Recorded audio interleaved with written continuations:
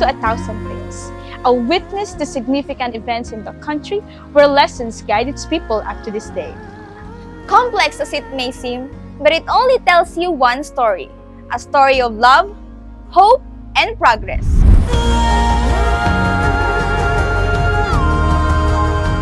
Kami ang inyong Capital Sisters, Shira, Zel, let's go back to where it all began. dito lang yan sa Ganda Mo, Pangasinan! Simulan na ang pasyalan. Pumasyal sa Pangasinan, balikan ang lahat na magpasaya. Kalula, klaseng ang taglay na ganda. Siguradong mag-enjoy ka. Kalula, pumasyal sa Pangasinan, balikan ang lahat na magpasaya. Kalula, klaseng ang taglay na ganda. Siguradong mag-enjoy ka. Kalula't Pangasinan.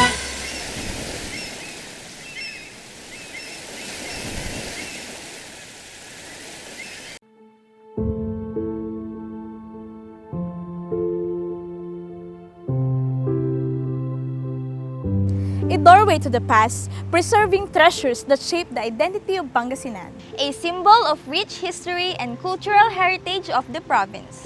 A transformational story that moved people in unison. And a witness to a continuous progress. Let's walk down memory lane of refined symphony Of elegance and legacy.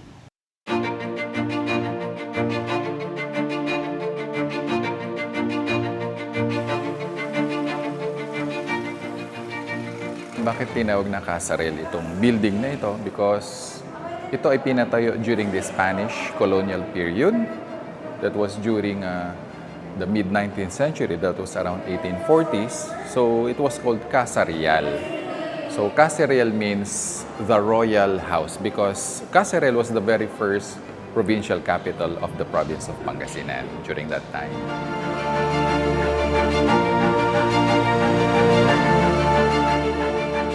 Yung mga gumamit nito, syempre yung ating Alcalde Mayor, ano?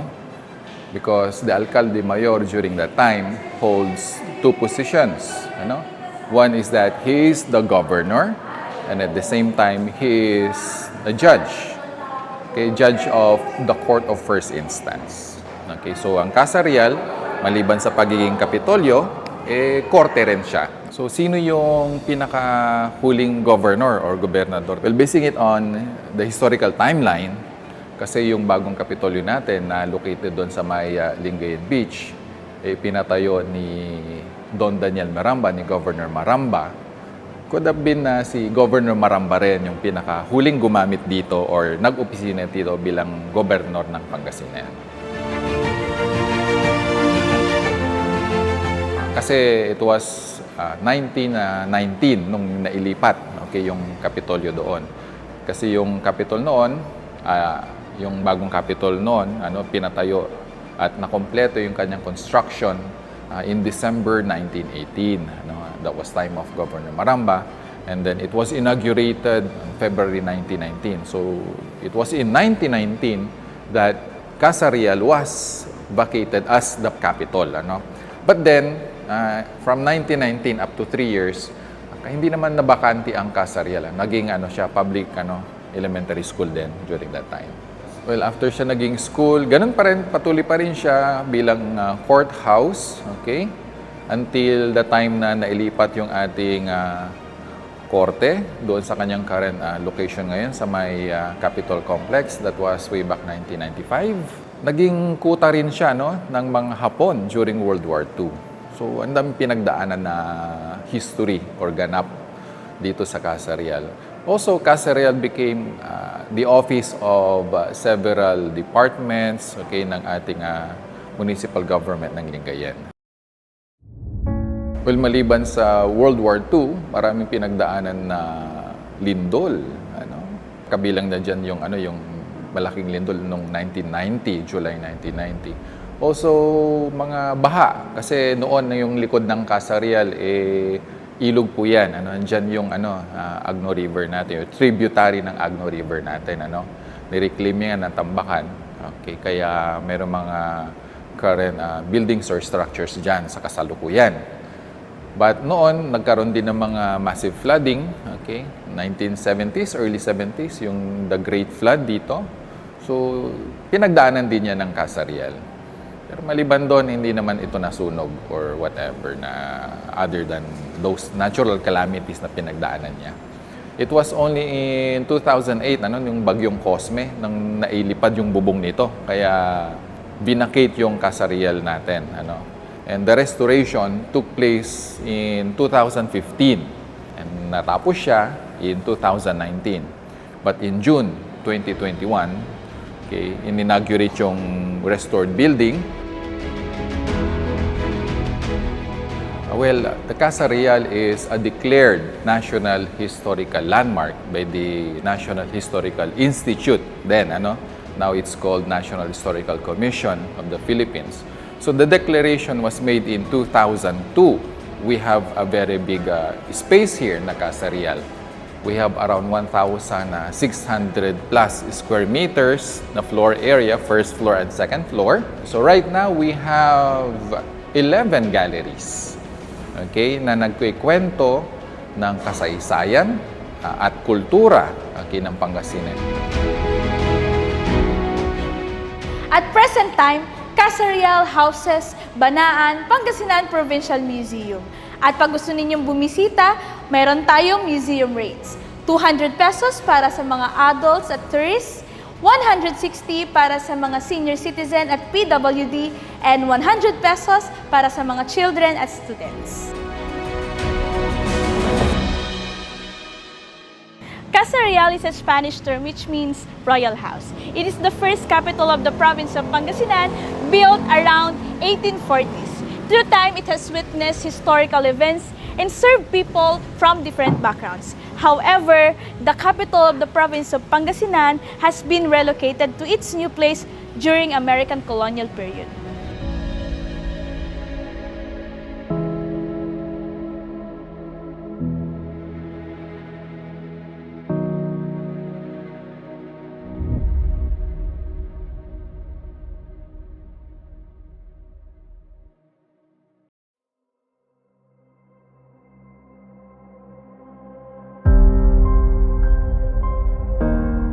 The construction of the provincial capital started with the laying of the cornerstones on April 21, 1917 at natapos ito noong December 1918. Dinisenyo ito ng arkitektong si Ralph Harrington Dwight and was patterned through the plan of Daniel Burnham.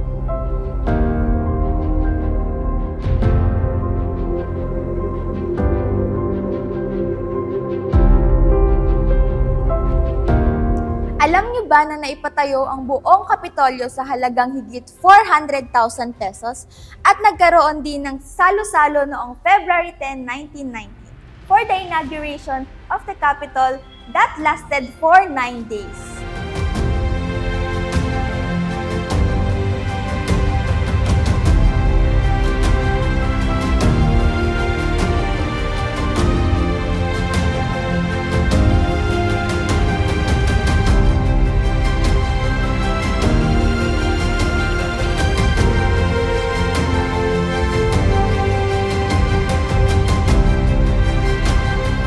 However, the capital has experienced the wrath of World War II, kung saan na-damage ang back portion ng Kapitolyo. But with the help of the Philippine Rehabilitation Act of 1946 na nagbigay tulong sa bansa, sumailalim sa rehabilitation ang Kapitolyo at natapos noong 1948. Ang provincial capital or mas kilala sa amin bilang Kapitolyo ay is of neoclassical design. Bakit yun? Kasi ayun yung parang trend or uso during the time of the period of construction. So during that time, hindi pa po uso ang pintura. So ginamit po ang limestone na pagplaster o pagpalitada sa Kapitolyo, which through time magigive siya ng white color, whitish color. Ayan. So noong 2022, ni-revert back siya to the original color, which is white. Kasi at the same time, it symbolizes purity, and it also symbolizes the salt or asin, which is one of the major products ng Pangasinan.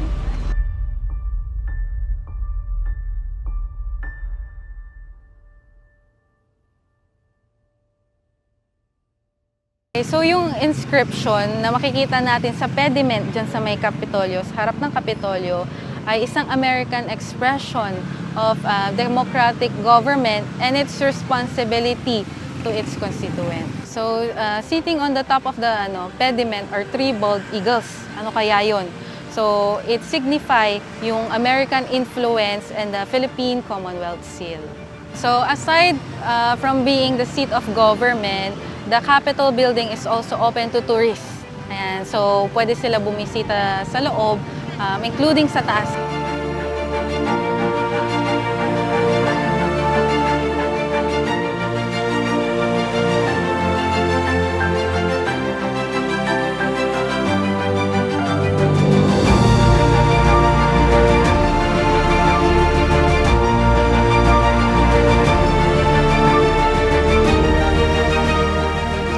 So if you wish to visit the Capitol and the complex, you may visit our office at Piticao, sa May Malong, and avail of our tour guiding services to know about the history of the buildings, the Capitol, and Pangasinan itself.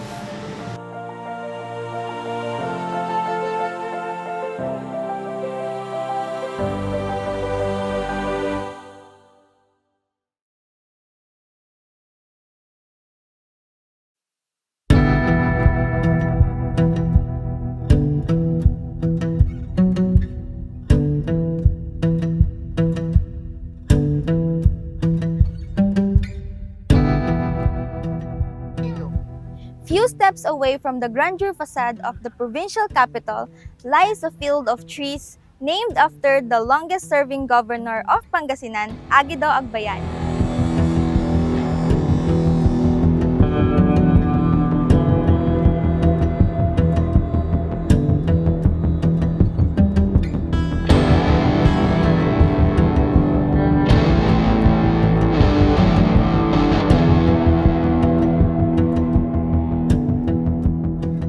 Aguido Agbayani was born in Pangapisan North and was a carpenter's son.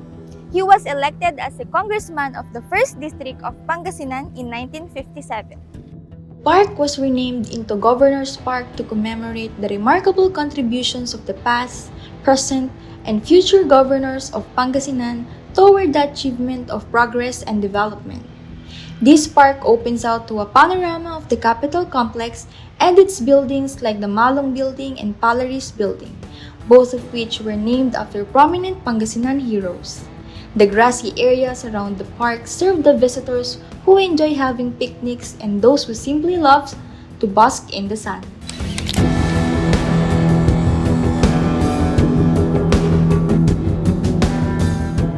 Aguido Agbayani once said, "A leadership that conceives of public office as a trust, not a privilege, as a duty, not as power, as a responsibility, not authority, and as an instrument of service to the people, not for self-aggrandizement."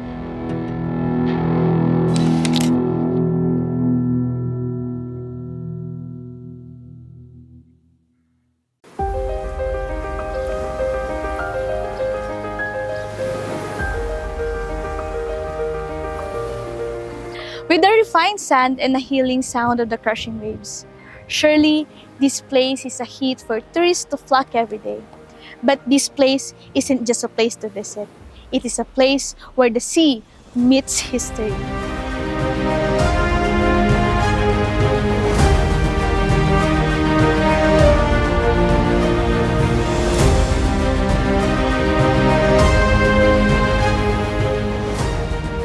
One of the significant events that took place here in Lingayen Gulf is when General Douglas MacArthur, together with the Allied forces, landed at the near end of the World War II.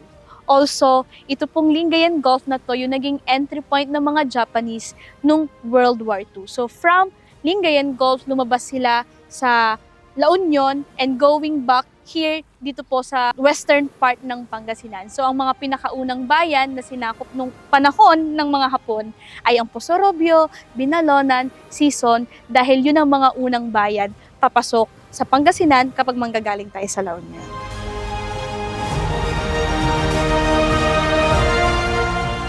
Nandito tayo sa Lingayen Gulf na napakahalaga para sa atin dito sa probinsyang Pangasinan. So ang Lingayen Gulf, it spans 56 kilometers of coastline.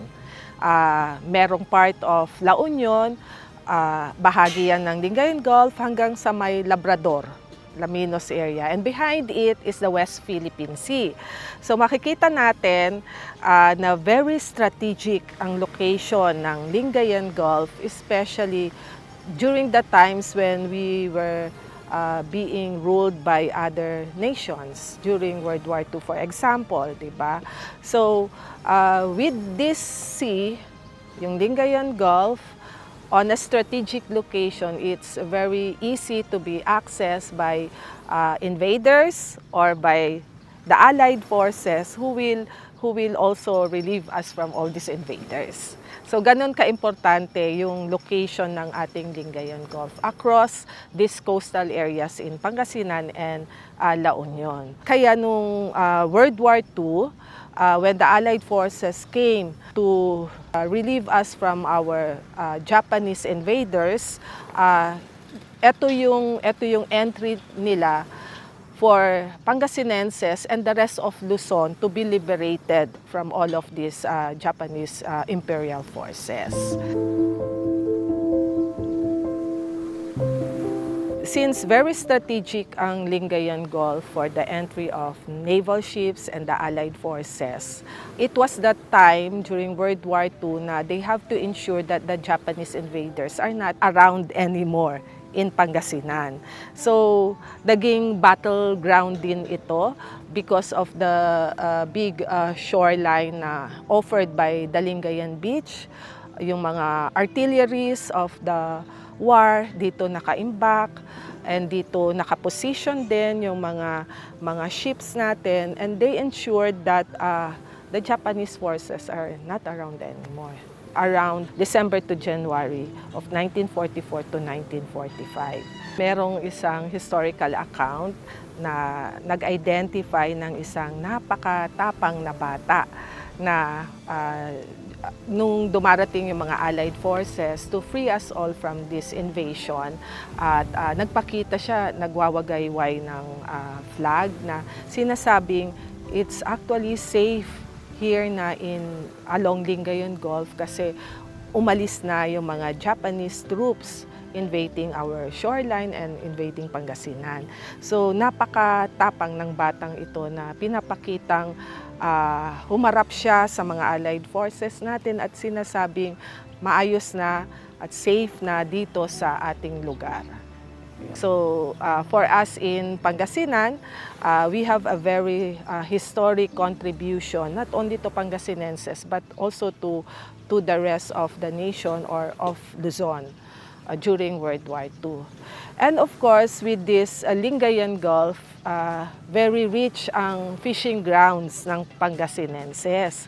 That is why yung tinatawag nating mga coastal communities po natin, mga fisher folks natin, this has been their source of main livelihood sa itong fishing industry natin from the Lingayen Gulf.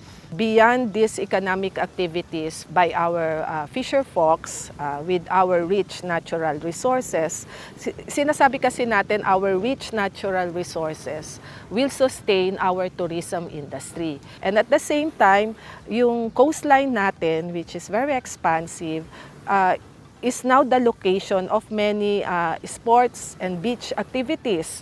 Recreational centers din siya ngayon. Our coastal towns, mostly Western Pangasinan towns also, which is now the top most visited tourist destinations, are relying on the beach activities offered by our shoreline and the beach area. Every January 9, we present an event with our war veterans, and we also get tourists who have been part of the story of their families, yung mga war veterans din natin, visiting Lingayen Town for these commemoration activities. Secondly, since we have these beautiful beaches along the Lingayen Gulf, festivals also abound. Dito sa Lingayen, for example, come summertime, yung Pistay Dayat na tinatawag natin. Pistay Dayat means sea festival. So we're celebrating the bounties of the sea. Yun yung pinaka-foundation ng Pistay Dayat. And nag-evolve through the years, offering different activities which can be enjoyed by tourists.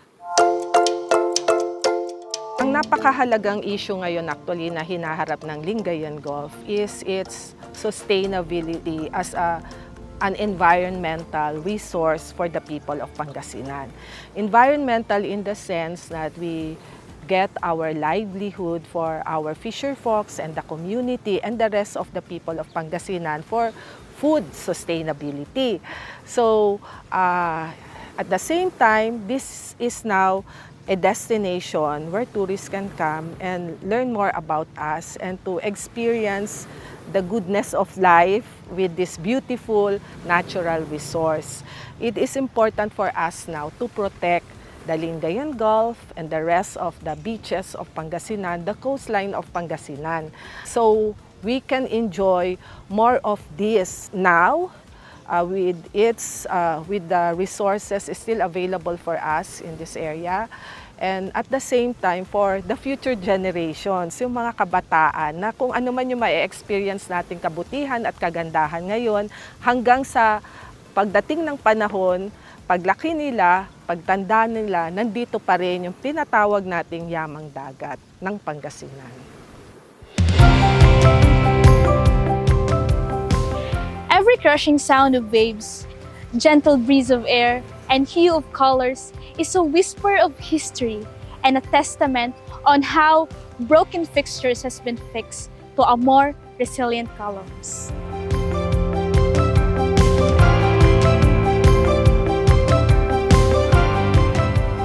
Inaanyayahan po namin ang lahat na bumisita dito sa capital town of Pangasinan, sa Lingayen, lalong-lalo na po sa Provincial Government Complex.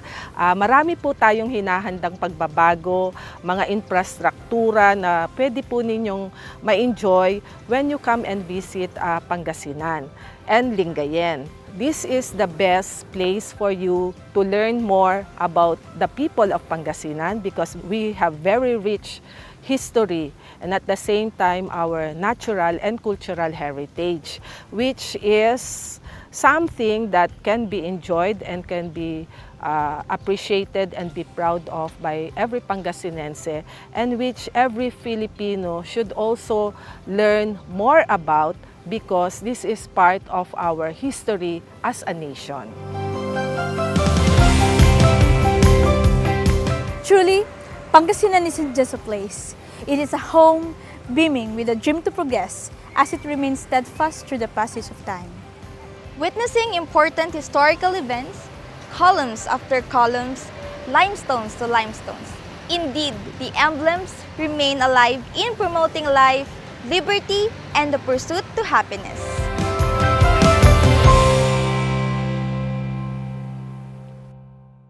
Balilan Pangasinan! Lemonade Hotel, Camp John Hay, your gracious host in Baguio City.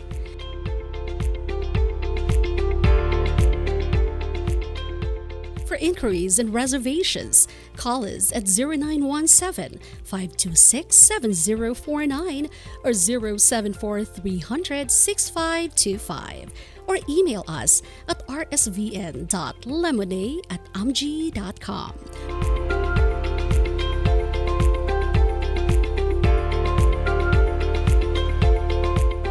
Lemonade Hotel, your gracious host in Baguio City.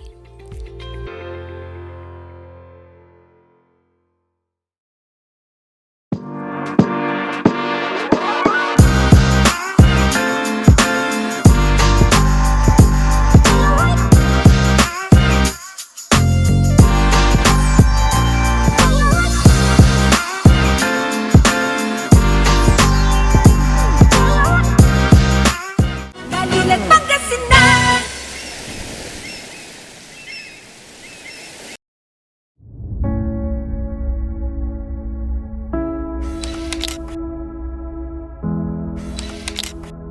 From historical paraphernalias to press releases and Pangasinan experience during the World War II is situated in one place to commemorate the heroic act of the veterans during the Japanese invasion. Welcome to the Veterans Memorial Park.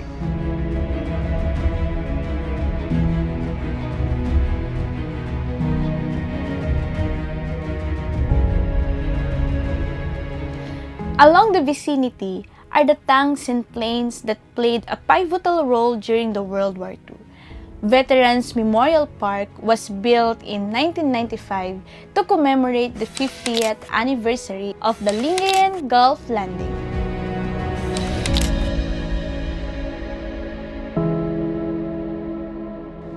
In between the Veterans Park and the Urduha House stands a significant symbol that Pangasinan is proud of, the Asna Monument. Ang Asna ay isang lumang Pangasinan na word for asin. At sa atin sa Provincial Government of Pangasinan, nung nagkaroon ng selection ng most outstanding Pangasinenses, those who serve the province and the nation exceptionally well, tinawag natin silang Asna. So, we refer now outstanding Pangasinenses as an Asna. And this monument pays tribute to all these outstanding Pangasinenses. Kaya if you will see this sculpture around the Capitol complex, it represents grains of salt who exemplify these outstanding Pangasinenses. Marami tayong outstanding Pangasinenses in Pangasinan na tinatawag nating salt of the earth. Siyempre, when we start recognizing outstanding Pangasinenses who excelled in their field, expertise man, with their skills and talents, we also want the youth, for example, to exemplify their life. They can be their role models, and they themselves can also become outstanding Pangasinenses by sharing their talents, by being professionals and serving our people. And beyond Pangasinan, they can also extend to the world their services and their talents. So we wish for more Pangasinenses to be of major contribution to the society as well, to become salt of the earth themselves. For the first time noong 2010, nagkaroon ng celebration among us Pangasinenses about our foundation anniversary, and we saw the need to also start giving recognition to outstanding Pangasinenses. So when we developed that award, nagkaroon din tayo ng symbol. It's considered a work of art. So it's in a public space here at the Capitol Park for more people, Pangasinenses or even visitors to Pangasinan, can also visit. May list din yan of awardees para din nga they will be recognized. Pangasinan, ang pinagmulan po niyan, etymologically, means where salt is made. So ipag-translate mo yan sa Pangasinan, Panag-asinan. So yung pangalan po ng ating probinsya evolved with that because of the recognition attributed by traders coming to Pangasinan.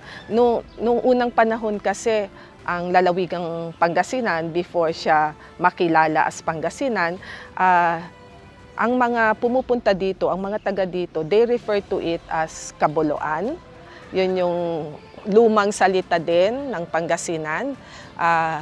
Yung Kaboloan, it refers to the areas in Pangasinan where bolo, a bamboo species, abounds. So marami yan sa inland Pangasinan, sa looban ng Pangasinan. Pero since Pangasinan is a coastal province, meron tayong 14 coastal cities and towns spanning across the province. Siyempre, ang mga lugar nito, karamihan ng major industries nila like anda, Bani, Bolinao, Alaminos, even San Fabian, may ginagawang asin. Salt beds are in this coastal area. So, yung mga traders nung unang panahon na pumapasok dito sa Pangasinan through our seas, through their ships, ang tawag nila sa atin, Panag-asinan, where salt is made. So, yun ang mas nakilala sa ating Pangasinenses kasi ito yung salita na ng mga foreign traders who came to Pangasinan, where the salt is made. Under the administration of Governor Dico now, our major development thrust is for tourism development and promotions. When we say tourism development, we're looking at developing new destinations, alternative destinations and activities for our tourists. Since we are targeting more tourists to come to Pangasinan. And the entry point is not just the Capitol Complex, but also the popular 100 Islands National Park in Alaminos. So from this area, more infrastructure facilities that will support tourism will be constructed, like the Pangasinan Link Expressway, which will span from that TPLEX area from Binalonan going to here in Lingayen, the capital town. And then further on, magkakaroon ng phase 2, hopefully with the same partners of the provincial government going to 100 Islands naman. But in Western Pangasinan, we are seeing the construction of the Bolinao Airport to support a new market for tourism in Pangasinan. Our cultural development thrust naman will be centered on cultural education of Pangasinenses for us to appreciate more our heritage and for us to be proud of our heritage. So that's our primary concern, and we're using the development of the first provincial museum, yung Banaan Provincial Museum, for more Pangasinenses to discover our natural and cultural heritage and with history. And with that, we hope that they will appreciate and be proud of who we are as Pangasinenses, of what we have become through the years, and what we can be, who we can be in the future. By being outstanding Pangasinenses, mga as na kami, salt of the earth ang Pangasinenses.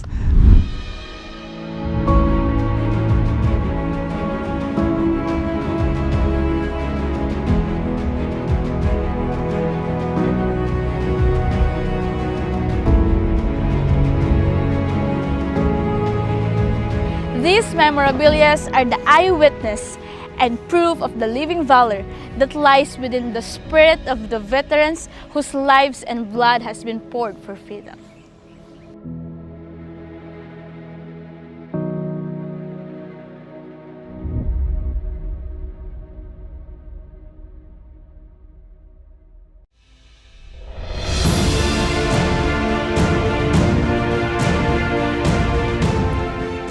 After the legendary warrior, Princess Urduja, this place shelters the provincial governor who serves the general public decades after decades.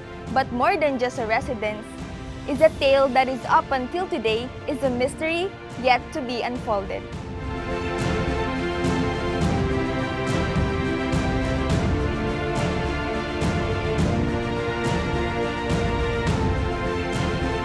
A painting of Princess Urduja by Romeo Mananquil welcomes visitors upon entering the building. Para naman sa mga gustong makita ang painting na gawa ni Antonio Dumlao, matatagpuan ito sa Bengson Yuson Ancestral House. During the term of Governor Juan de Guzman Rodriguez, noong 1953 yon, siya yung nagpagawa ng ating Urduja House or Urduja Palace for Sam. So itong Urduja House, ginawang official residence din ng Provincial Governor Pangasinan kasi napakalaki nga ng probinsyang Pangasinan. 3 cities, 44 towns, karamihan sa mga mga governors natin, they came from far-flung towns of Pangasinan. Ang mga gobernador natin, they kept to the tradition na merong madaling puntahan ang mga tao pagdating dito sa capital or itong provincial government complex dito sa Maylingayen. Throughout the years, yung mga governor of Pangasinan, they maintained that tradition. So hanggang ngayon, si Governor Ramon Mongico, nagkakaroon dito ng mga meetings, mga official functions kung saan tinatanggap niya yung mga bisita po natin sa Pangasinan at yung mga gustong makipag-ugnayan sa ating provincial government. Nagiging madali para sa mga gobernador ng Pangasinan na nandoon siya sa isang accessible na town or lugar like the official residence of the Governor of Pangasinan na itong Orduha House.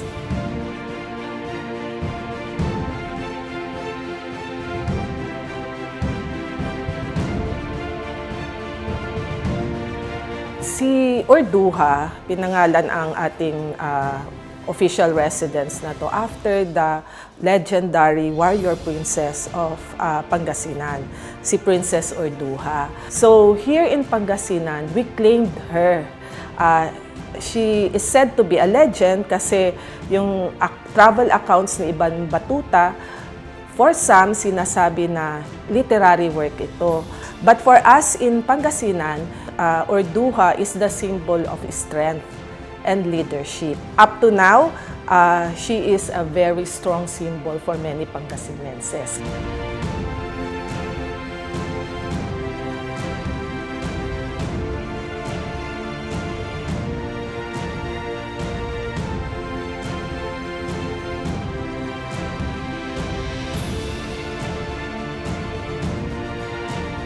Orduha House, with its Balinese-inspired structure, is a shelter where history, tale, present, and the future forge into one solid architectural site that shows solidarity.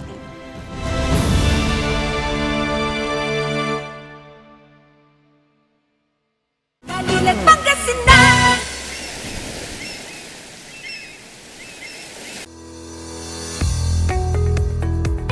Looking for a place to stay in Baguio City? Find your calm at Hotel Supreme. A good dip at their pool.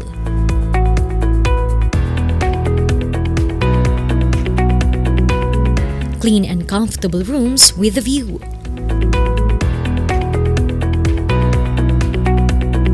Accommodating staff.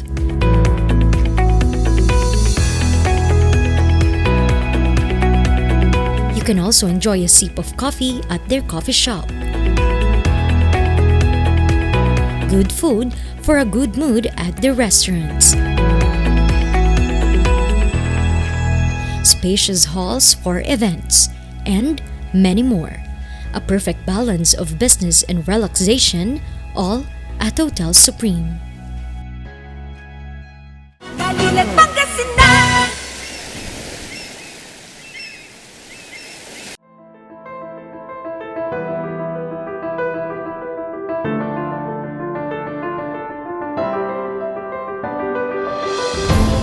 "130 languages. One belongs to each province, city, and town that shapes one's identity through unique sound and symphony." In the stretch of Maramba Boulevard lies a monument, embellished with Baybayin letters, meticulously cut with the use of laser technology. The Bantayog Wika Monument.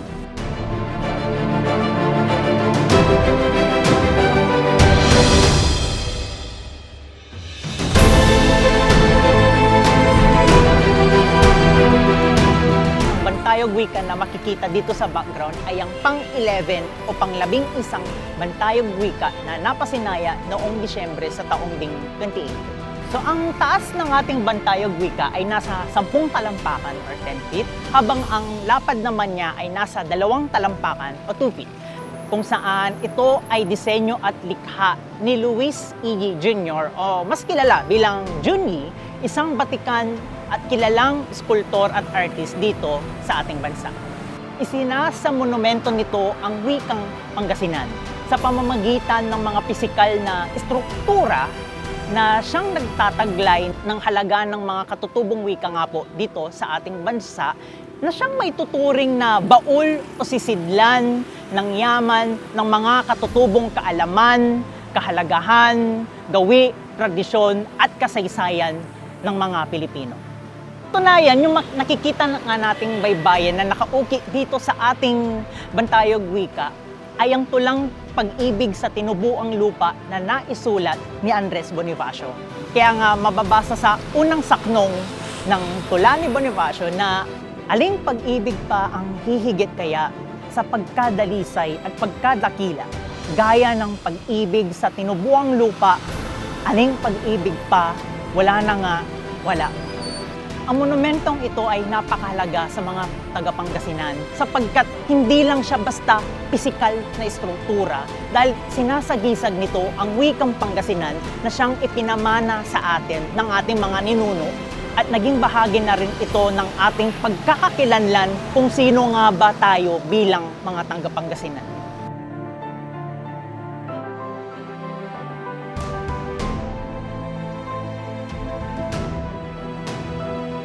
Ang Pangasinan language ay kasapi sa tinatawag na Pangasinic group of languages. Kasama dito ang Ibaloy, Kaluy, Kalanguya na sinasabi ng mga eksperto na galing din naman sa Austronesian language. Mayroong tinatayang 1.4 million pa rin na speakers ng Pangasinan language. Nagkakaroon ng pagbabago dahil marahil dala ng Tagalisation, unti-unting nai-invade ng Tagalog o ng Filipino dahil sa media, sa social media, lalo ng mga kabataan. Kaya makikita mo na bilingual sila or kumisan mas prefer nila magsalita sa Tagalog. Sa tingin ko po, hindi mawawala, kundi magkakaroon ng pagbabago. Kung 1.4 million or so ang nagsasalita pa ng Pangasinan, ibig sabihin malakas pa siya. Pero dahil ang wika ay dinamiko at may patuloy na paghihiram, kakaroon ng assimilation, kakaroon ng parang paghahalo na ng Pangasinan at ng Tagalog for that matter. Inararok-iran kabaluyan, kaluyagan sa isang kaimportante. Ang pinakaimportante sa pagpipreserba ng wika ay ang mga magulang kailangan nilang kausapin ng kanilang anak sa wikang Pangasinan. Sapagkat ang pagsasalin, ang pagpapamana ng anumang meron, kultura at wika ng isang henerasyon ay sa pamamagitan ng mga magulang na isinasalin ito sa mga anak. Sa gobyerno, tansay eskwilaan, unsuporta labat ira, no paano niya napabiskag tan napabulaslas so inka Pangasinan tayo lautla ket say salita tayong Pangasinan. Pagwika ito kailangan ng mga magulang na kausapin ng mga anak. Huwag hindi sa Tagalog o hindi sa Ingles, kundi sa wikang Pangasinan upang magkaroon ng pagsasalin mula sa henerasyon patungo sa ikalawang henerasyon. Pagiging otentiko ng Pangasinan sa kanyang wika at sa kanyang kultura ang siyang magka-come on, siyang magbibigay ng kuryosidad sa mga turista. Tingnan natin ang uniqueness ng Pangasinan. Ano ba what does Pangasinan offer? As Pangasinan. Pangasinan language, even though intangible, shapes affinity and tells tale on how Pangasinan progressed into one thriving province.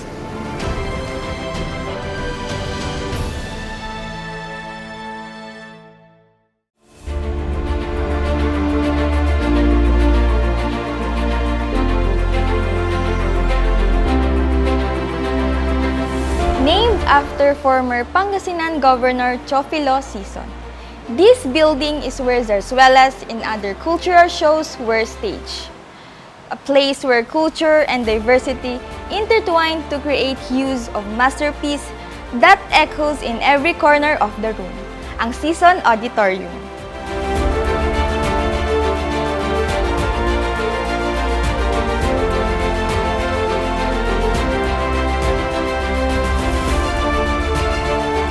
Upon entering, you will be swept away by the exterior of the edifice, base, and pillars that holds it.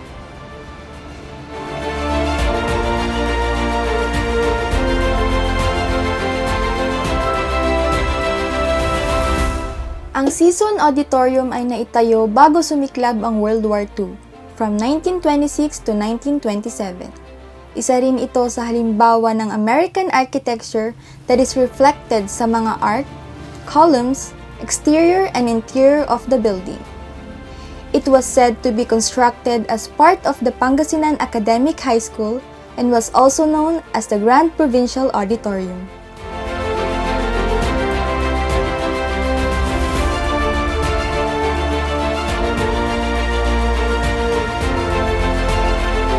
A destructive flood in 1935 completely destroyed the east building of the Pangasinan Academic High School, now known as the Pangasinan National High School, and the Season Auditorium served as a school where classes were held in the pending construction of a new building, the South Gabaldon Building.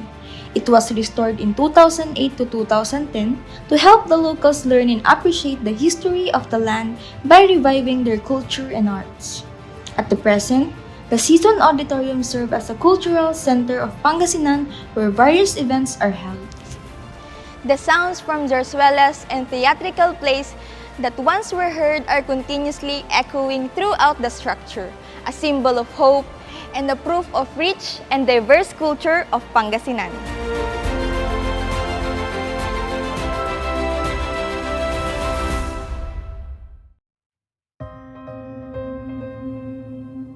Pangasinan is more than just a place. It's more than just the grandiose coastal tourist destinations. And it's more than just we know.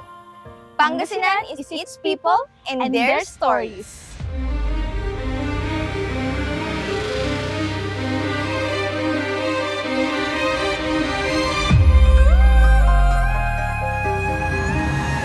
It was an enlightening experience. This makes me realize the historical significance of Lingayen capital not only to Pangasinan but to the Philippine history as a whole. It gave me a better understanding of how rich this place is, especially in terms of culture and tradition. People always say, the more na mas nakikilala mo ang isang tao, the more na mas mamahalin mo siya. And during my experience here in Pangasinan, the more na may nalalaman ako, the more na mas minamahal ko itong lugar na ito. Pangasinan without its story is not Pangasinan.